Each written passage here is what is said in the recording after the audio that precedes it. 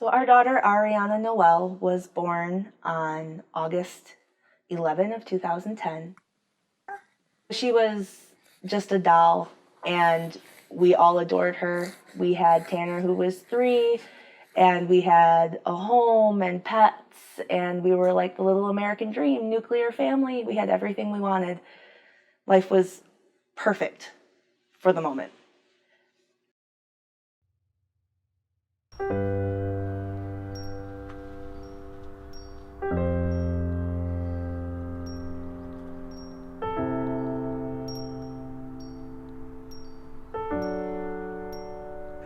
Got a phone call, which wasn't odd to get a phone call, but it was odd to get a phone call from my wife, so I knew something was up. Answered the phone, and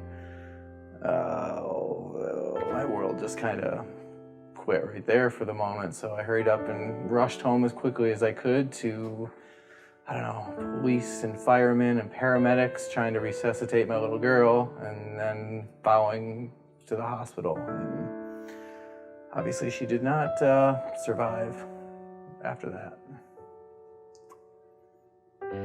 A lot of people talk about, when you have a new baby, it's really hard to get your older child to understand that this person is going to be with you forever and you're going to love them and care for them forever.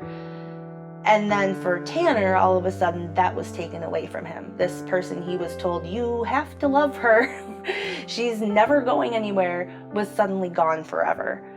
He asked a lot of questions. He's very, very inquisitive. And the one thing that I noticed from it too is questions were very upfront and very honest. We answered in a very age-appropriate way for him. But it got to the point where he noticed every time he brought it up that my wife and I would start crying, or we'd get upset, a little bit. So he just stopped asking. Tanner was born writing his dissertation.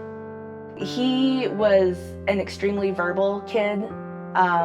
He was a very artistic child. Anytime anything crafty came up, he was the first kid in line at the table.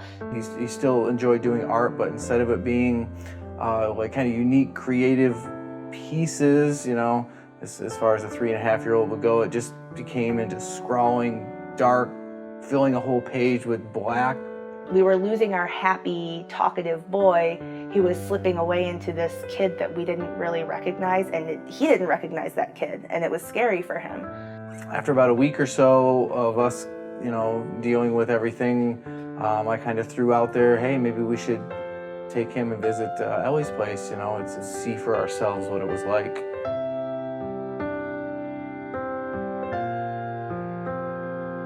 It felt homey, it felt inviting, it felt warm, and we needed something beyond that sterile death hospital grief that we were wrapped up in at the time.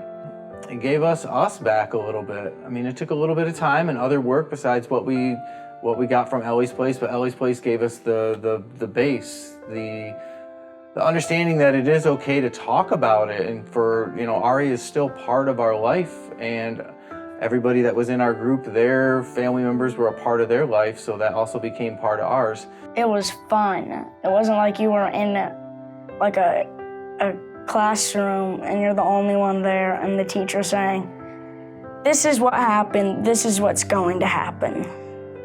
We actually got to interact, and we got to make crafts and listen to other people's stories instead of just knowing ours and that's it.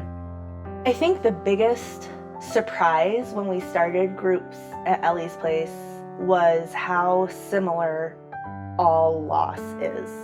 We had parents in there who had lost children to disease, to accident, from infant to adult to middle-aged children.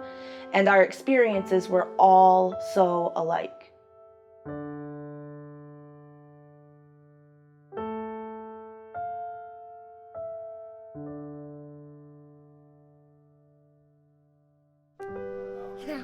The decision of how to introduce our youngest daughter, Maddie, to her older sister who died before she was born was challenging, but somehow all the various bits and pieces of our family came together to where now Maddie, who is 5 at this point, can say, my sister Ariana is my best buddy.